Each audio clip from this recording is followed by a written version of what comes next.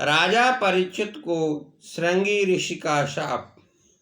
शमीक ऋषि के पुत्र श्रृंगी ने जब यह बात जानी तो वह क्रोध से भड़क उठा कि ऋषि का अपमान करने वाला यह राजा क्या समझता है। अपने मन में उसने सोचा कि ब्रह्म तेज अब भी जगत में विद्यमान है, मैं राजा को शाप दूंगा।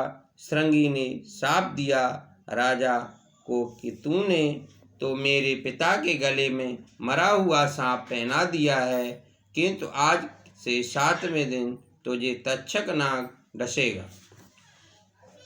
परीक्षित ने अपने सिर से मुकुट उतारा तो तुरंत उसे अपनी भयंकर भूल का भान हुआ।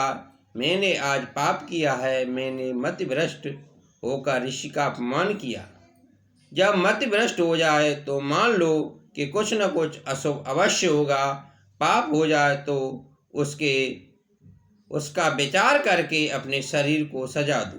भोजन करने से पहले सोच लो कि मेरे हाथ में कुछ पाप तो नहीं हो गया। जिस दिन पाप हुआ हो उस दिन अनशन करो, तो फिर कभी पाप नहीं होगा। धन्य है परीक्षित राजा, उसने जीवन में एक बार ही पाप किया था, किंतु पाप हो जाने के बाद उसने पानी तक नहीं पिया। ऋषि कुमार द्वारा दिए गए शाप की बात सुनकर उसने सोचा कि अच्छा ही हुआ है कि मुझे मेरे पाप की सजा मिल गई। परीक्षित सोचते हैं कि मैं संसार के विषय सुखों में फंस गया था, अतः मुझे सावधान करने के लिए ही प्रभु ने मुझ पर यह कृपा की है। मुझे अगर शाप न मिला होता तो मैं भला कब वैराग्य धारण करता। मेरे लिए प्रभु ने शापावतार धारण किया है। मृत्यु सिर पर मंडरा रही है, ऐसा सोचते रहोगे तो पाप नहीं होगा।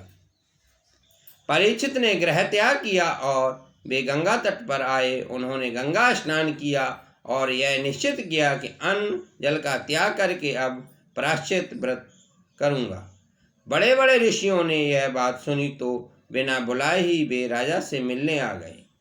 उन्होंने सोचा कि परीक्षित अब राजा नहीं राजर्षि बन गए हैं। राजा के विलासी जीवन का अब अंत हुआ है, राजा का जीवन अब बदल गया है और इसीलिए वे सब परीक्षित से मिलने आए। परीक्षित ने खड़े होकर सबको प्रणाम करके उनकी पूजा की।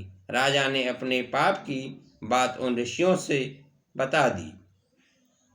वैसे तो सभी लोग पाप को छिपाते हैं और अपने पुण्य की बातें सबके सामने प्रकट करते हैं। पाप को छिपाओ मत और पुण्य को प्रकट मत करो। समाज के सामने पाप स्वीकारने से पाप करने की आदत छूट जाती है। हरि ओम। शांति शांति शांति।